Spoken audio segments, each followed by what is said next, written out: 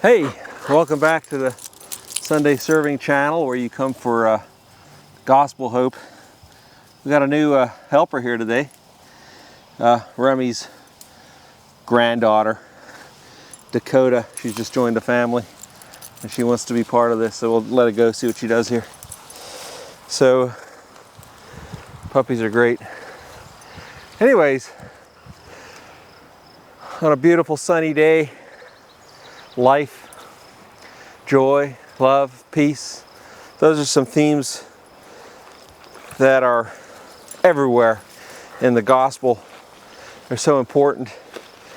And I've been thinking about them because we just experienced a wedding. And what is a theme at a wedding? And the most important theme is love. Love from God that grows in two people and they decide to come together and form a marriage and stand by each other through good days and bad days and build a family. And that's such a wonderful thing when it's based on the model that God created of marriage, of true love, of faithfulness. So just had a wedding, and it happened to be my son Zane, so that was an extra special joy. So here's some of the Bible passages that were in the wedding service that they picked out, the couple that I thought to share today, that speak about love and joy and peace. See if I can find it here. And kind of runs off this passage from Galatians 5:22, talking about the fruits of the Spirit. But the fruit of the Spirit is love, joy, peace, patience, kindness, goodness, faithfulness.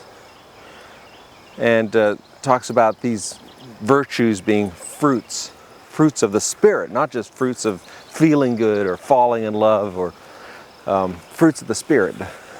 The power of God, when the Spirit comes to us, the fruit of that are these wonderful virtues: love, joy, peace, patience, kindness, goodness, faithfulness. But I don't think we can dive into all those words today in depth, but let's talk a bit about love. So what is love? It's probably the most used, maybe overused, celebrated, sung about, longed for, sometimes misused, misunderstood.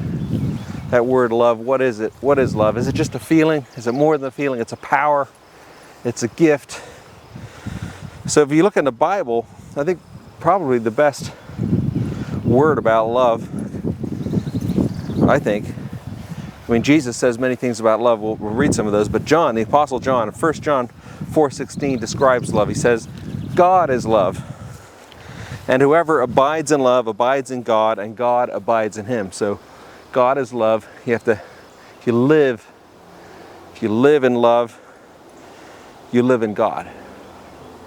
That's a pretty deep word. That's what love is. It is God. It's not a thing that comes from God. It is God. And if you live in it, you live in God. Of course, looking for some words that Jesus said about love, there's John 3:16, the classic that we all know. For God so loved the world that he gave his only Son, that whoever believes in him should not perish but have eternal life. So this love of God is what sent Jesus to us.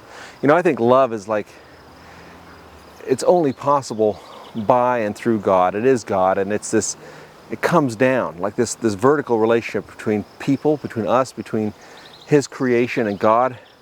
That life-giving energy, spirit, that is love. We only can feed off of God's love, and that's for everybody. That's not just for a marriage, but any relationship between people, especially a marriage, will only flourish if that God love is reflected out in our relationships to each other, to a wife, to a husband, to a friend, to family, between people sharing fellowship in a church or anything, any kind of relationship. It needs that love, that Spirit of God. And there's some great words in some of the letters that Paul wrote to the churches about love. Picked out a couple here. Romans 12 9 through 13, let love be genuine. It has to be real. It can't be fake. It can't be for a purpose.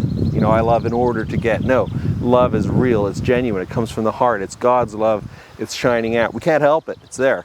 Let love be genuine. Abhor what is evil. Hold fast to what is good. Love one another with brotherly affection. Outdo each other in showing honor. So, you know, we can have a little competition here, but what should it be? It should be to show that love, that honor to others. Do not be slothful in zeal. Be fervent in spirit. Serve the Lord. Rejoice in hope. So what do we rejoice in? It's hope that there's going to be a future, that there's going to be goodness. Be patient in tribulation. Be constant in prayer. Contribute to the needs of the saints and seek to show hospitality. So that's love. It's those actions. It's doing things for others. It's radiating God's goodness. That is love. Colossians 3:14-17. And above all these things, put on love, which binds everything together in perfect harmony, and let the peace of Christ rule in your hearts, to which indeed you were called in one body, and be thankful.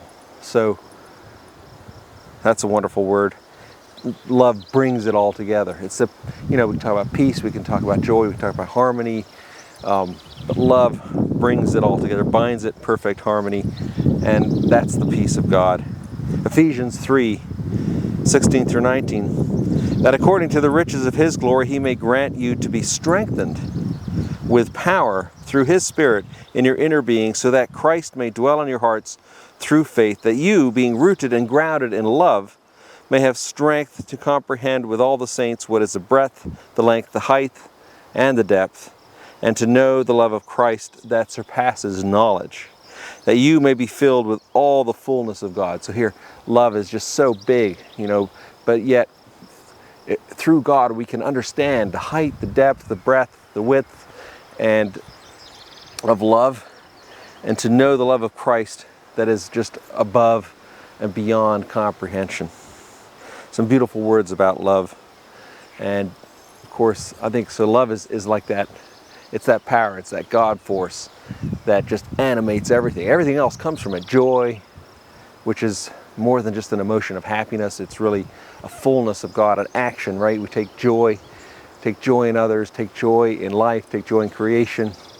It uplifts. Peace is like that soil that, you know, without true peace, without that sense of of well-being, nothing good can happen. All those things, peace, love, peace, joy, hope, all those things come from love, which is, in essence, is the pureness of God.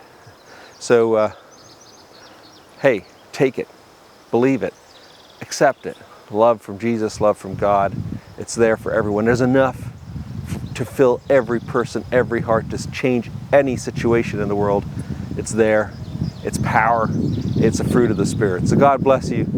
Have a wonderful week, and we'll see you later. I got to go find Dakota. She ran off with Remy, but I'm sure that puppy love is part of it too. So see you later.